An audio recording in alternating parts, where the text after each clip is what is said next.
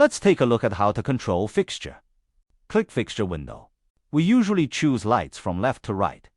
From top to bottom, we're going to long press on the first light, then pull to the right. In this way, the first row of lights is selected. Then we choose the lights in the second row. Select all 20 lamps. Press the Locate button. Then all fixtures can be turned on. After lighting them up, we can use the attributes below to control the selected lights. For example, the first one has dimming. After selecting the preset attribute for dimming, there will be this dimmer and shutter below, corresponding to the first wheel and the second wheel, the third and fourth, corresponding to the C wheel and the D wheel. Then, in these preset attributes below, we can switch and choose. We can click on the position preset attribute. There are pan and tilt, and XY speed, which correspond to the 3 attributes of ABC. Let's turn the B wheel now. It adjusts the vertical attribute of the fixture. So let's turn the first wheel again.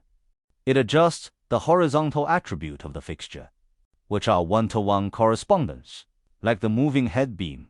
If we want to turn on the bubble light, usually in the control attribute, click on the control. There are 2 options to choose from. We click on the light bulb option. After switching to the light bulb option, in the sub-attribute below, there will be the lamp control attribute. We click it. There will be shortcuts such as lamp on, lamp off, reset. We choose to lamp on, and that will help us very quickly turn the light bulb control up to 200. If we don't write lamp on and lamp off here, we can directly enter the corresponding value. For example, if I enter 100, then it will be 100. It is the value of the lamp off. Or enter 0. It will also adjust to the corresponding value. As soon as we select and modify it, it will turn red. If it hasn't select and modify, it's green. Include the preset attributes above. It will tell us which attribute has been activated. It will have this red color bar on the top. For example, we are clicking on the color attribute. Let's turn the color wheel 1. Turn the first wheel. Then this attribute will be activated. And in the preset attributes above, it also turns into a red color bar. Tell us that this attribute has been activated. Suppose this attribute is activated and we want to deactivate it. We can click it. Then click Deactivate here. It will turn green. Green means the attribute has been deactivated. What is the difference between active and non-active? After we activate this attribute, click Store. When using channel as storage unit to store, palette, or scene, activated attribute will be saved. If it is not activated, it will not be saved. There is speedometer in the left of each attribute. This is the sensitivity, representing the current attribute. There are 3 green squares. Suppose we take this green grid to the first gear. Then when we go to turn the vertical again, this light will move very slowly. So this gear is for us to fine-tune, which is used for fine-tuning the fixture.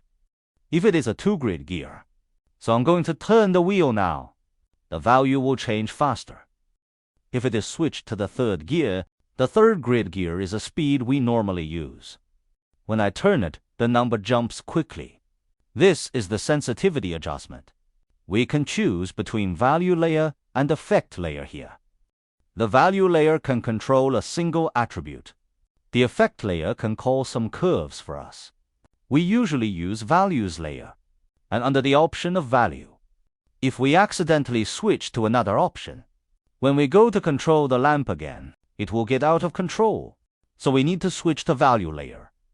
Under the value option of the value layer, so that we can control a single attribute normally. And below the value layer, there will be link single activation attribute, or link a single attribute. Here we can use the link to a single attribute by default. Press clear button. Press it twice to clear. Turn the lights off. Here's one more thing to keep in mind. That's when we select the lamps. If we press the locate button, but the light is not on, then we may need to check the blackout button first. If it turns red, then this light will not be on, because the lights have been blacked out. or this master fader. If it is pulled down, then the blackout button will also turn red. This light is also a state of being blackout. We now choose these power lights. We can click on the color attribute first, then adjust its red, green, and blue. I will turn the green and blue to 0 and keep the red at 255, and it will be in a red state. Our console has the function of quick color selection, which is in the lower right corner in this special dialog box. There are these color blocks for us to choose. We click it. The lamp will change to the corresponding color by itself. There are many colors in it for us to choose from. There are multiple options. Of course, we can also directly click on the left, this color board, to directly select colors from the color board. Wherever our finger points, it will become that color. This is the color board.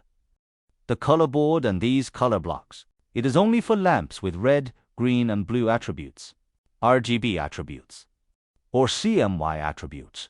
Let's select this beam light now. Press Locate to Light On, and then click on this special dialog box. We click on these color blocks, but the color of beam is not changed. It can't change the color either, because this beam light changes color. By rotating the color wheel, it doesn't have RGB or CMY attribute, so it can't use the colors in these color boards. It can only switch colors by turning this color wheel. Then we choose power lights again. Back to the special dialog box. Let's look at the attribute fader. This attribute fader can also control the attribute of fixture. For example, I pull down the green and pull down the red. Then it is dimming and blue. So it will show us the blue color. That is, we can control the attributes of our lamps. What is the function of the attribute fader? If there is some problem on the wheel, it can't rotate, then we can temporarily use this virtual attribute fader to temporarily control the lighting fixture. This is a function of the attribute fader.